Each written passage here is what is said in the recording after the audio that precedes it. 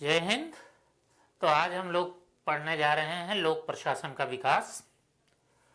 तो लोक प्रशासन का विकास, तो देखिए, पब्लिक एडमिनिस्ट्रेशन या लोक प्रशासन शब्द का प्रयोग तो सबसे पहले फ्रांस में हुआ और फ्रांस के जी बेनिन ने इस शब्द का प्रयोग किया। किसने किया? जी बेनिन ने। लेकिन लोक प्रशासन का पिता वुडरो विल्सन को कहा जाता है। अमेरिका के राष्ट्रपति वुडरो विल्सन को लोक प्रशासन का जनक कहा जाता है। लेकिन इस शब्द का प्रयोग किसने किया? जीन बेनिन ने। ठीक है। वुडरो विल्सन को लोक प्रशासन का जनक इसलिए कहा जाता है कि पहली बार उन्होंने लोक प्रशासन को राजनीति से अलग किया और इसे एक स्वतंत्र विषय के रूप में स्थापित किया। तो पहले लोक प्रशासन राजनीति का ही अंग था और आज भी तमाम विश्वविद्यालयों में लोक प्रशासन को राजनीति के साथ ही पढ़ाया जाता है। जैसे इलाहाबाद विश्वविद्यालय में देख लीजिए, लोक प्रशासन को राजनीति के साथ ही पढ़ाया जाता है। तो वुडरो विल्सन ही वह पहले विचारक थे जिन्होंने लोक प्रशासन को एक स्वतंत्र विषय के रूप में स्थापित किया। इसलिए वुडरो विल्सन को लोक प्रशासन का जनक कहा जाता है। ठीक।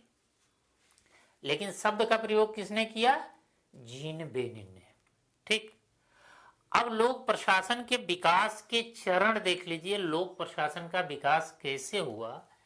तो लोक प्रशासन के विकास के चरणों को 6 भागों में हम बांटते हैं, 1 से लेकर 6 चरण। पहला चरण 1887 लिखना चाहिए, 1887 से 1926 तक चला। ठीक। तो इस चरण को राजनीति और प्रशासन के द्वैत भाव का चरण माना जाता है, क्योंकि 1887 में वुडरो विल्सन ने एक लेख लिखा, द स्टडी ऑफ एडमिनिस्ट्रेशन, प्रशासन का अध्ययन। तो इसी लेख में वुडरो विल्सन ने पहली बार राजनीति से प्रशासन को अलग किया। इसी को राजनीति प्रशासन का द्विविभाजन कहा जाता है। वुडरो विल्सन ने कहा कि राजनीति और प्रशासन अलग अलग चीजें हैं। राजनीति का काम नीति निर्माण करना है, प्रशासन का काम नीतियों को लागू करना है। ठीक है। तो प्रशासन का काम क्रियान्वयन का है और राजनीति का काम निर्माण का है। इसलिए राजनीति और प्रशासन में विभाजन होना चाहिए और प्रशासन को एक स्वतंत्र विषय के रूप में पढ़ा जाना चाहिए। यही बात अमेरिका के एक अन्य विचारक फ्रैंक जे गुडनाउ ने कहा।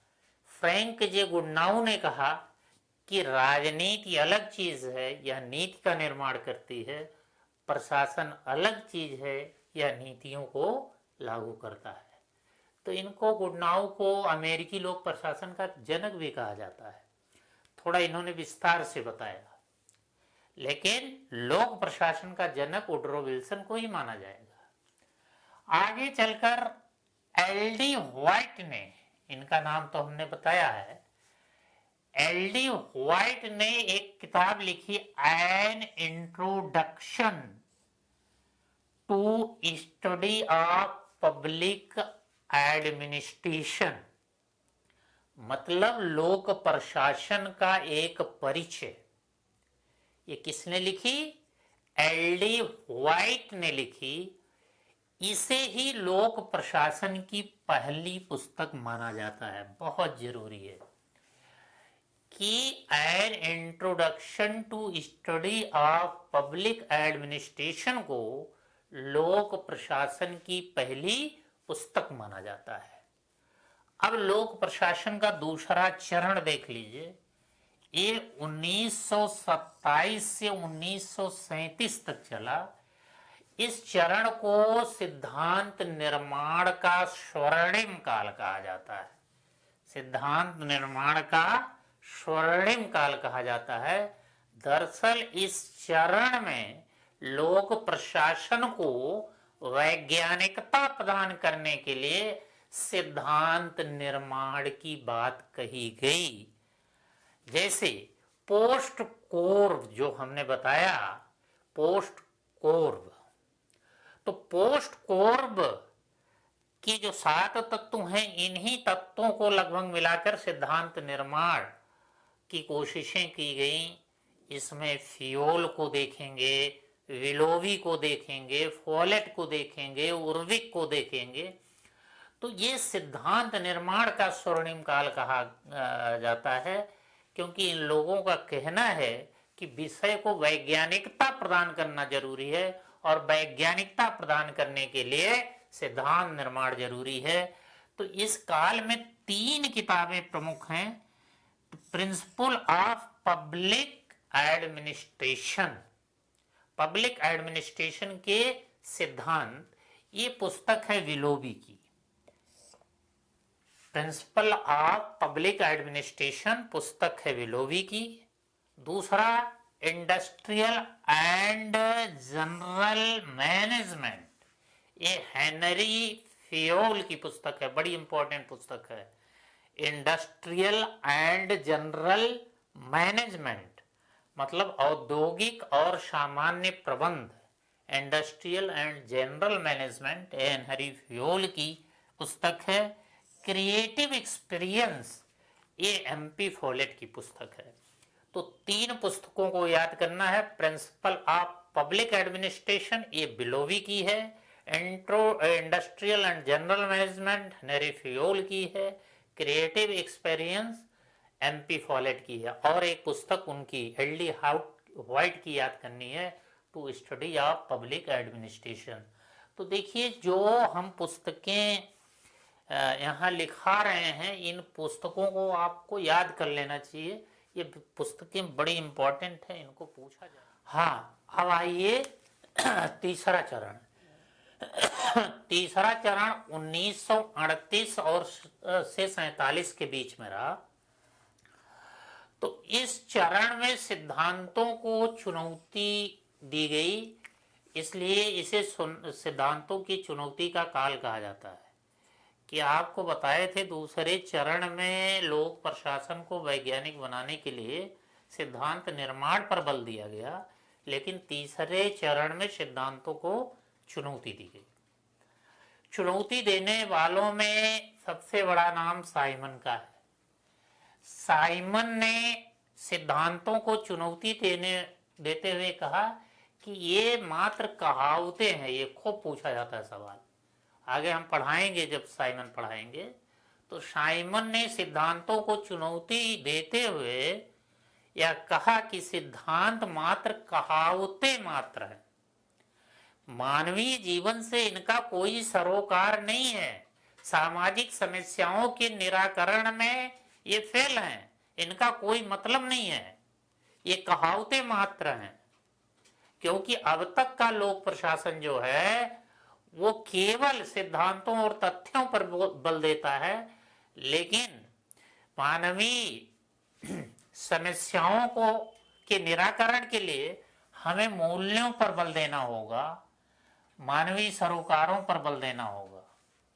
तो उन्होंने कहा कि सिद्धांतों और तथ्यों के स्थान पर मूल्यों और मानवीय सरोकारों पर बल दिया जाना चाहिए। तो ये साइमन ने कहा।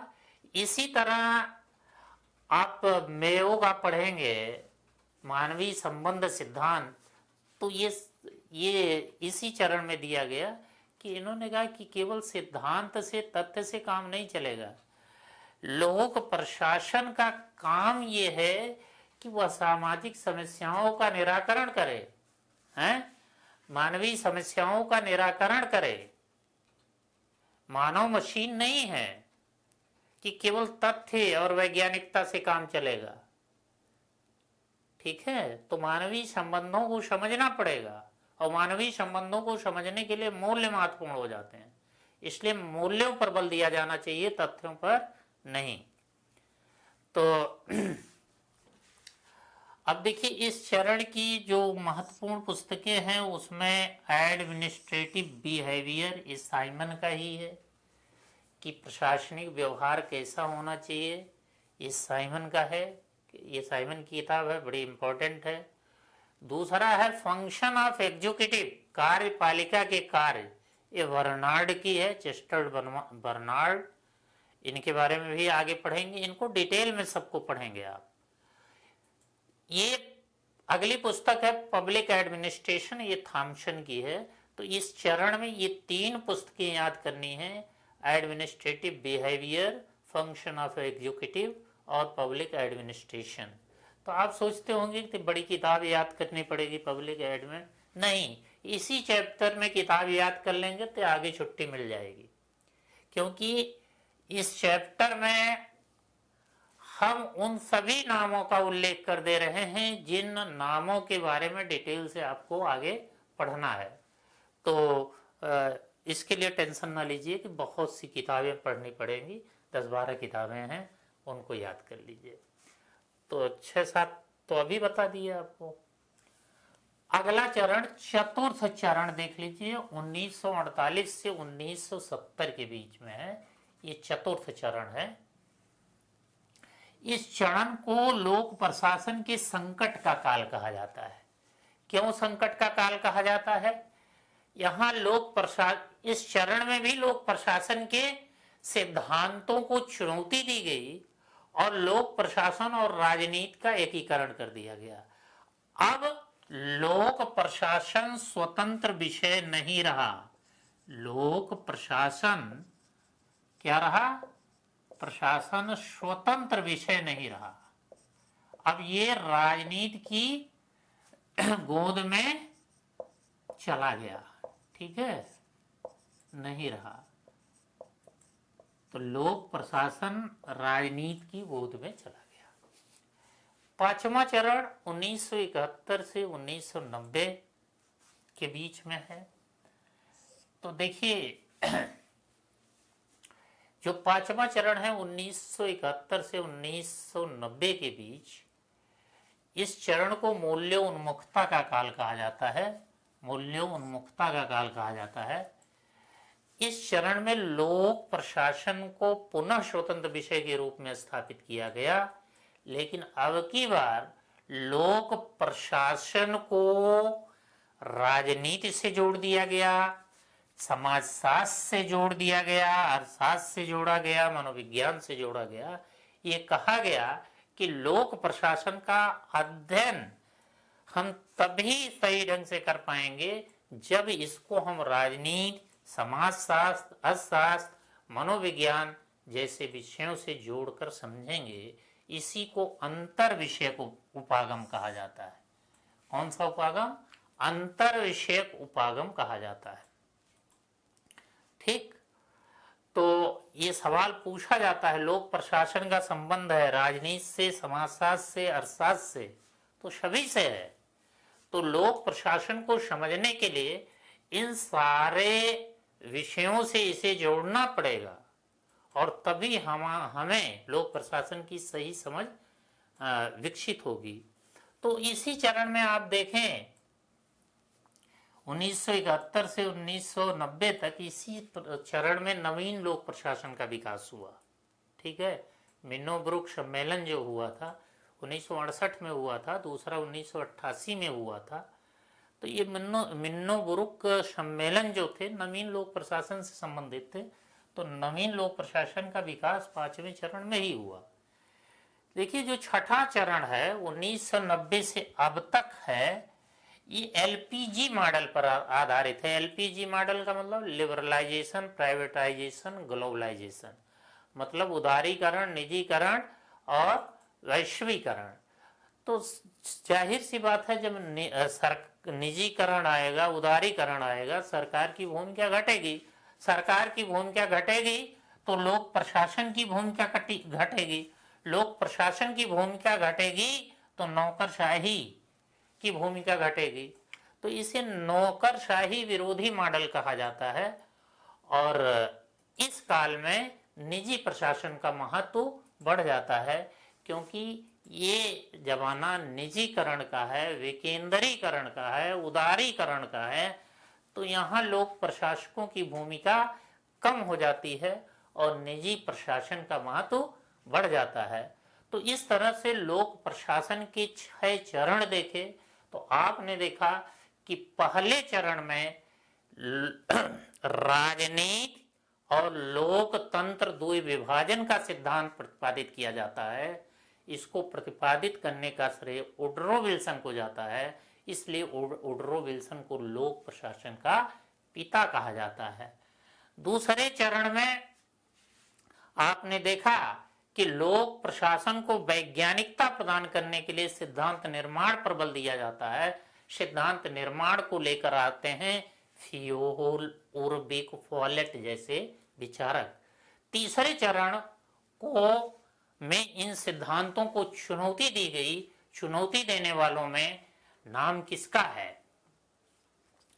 चुनौती देने वालों में नाम साइमन का है, बर्नार्ड का है, थॉमसन का है।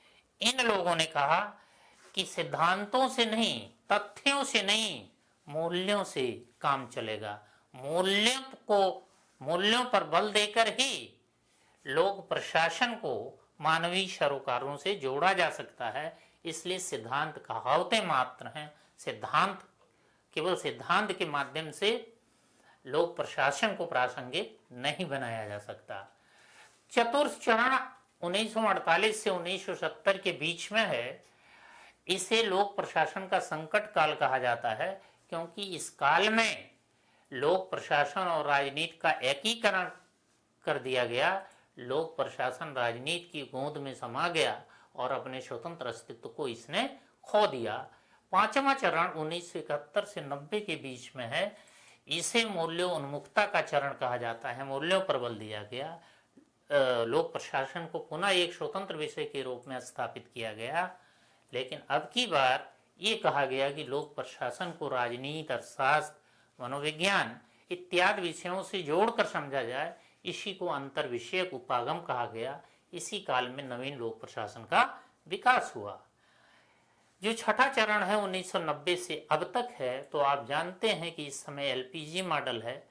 एलपीजी मॉडल में सरकार की भूमिका बहुत कम हो जाती है, निजी क्षेत्र की भूमिका बहुत बढ़ जाती है। तो इसलिए सरकारी प्रशासन या लोक प्रशासन का ह्रास होता है और निजी प्रशासन का विकास होता है।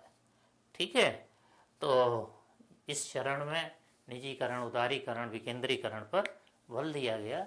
तो इस तरह से ये लोक प्रशासन का विकास हुआ। अब हम लोग पढ़ेंगे भारत में लोक प्रशासन का विकास।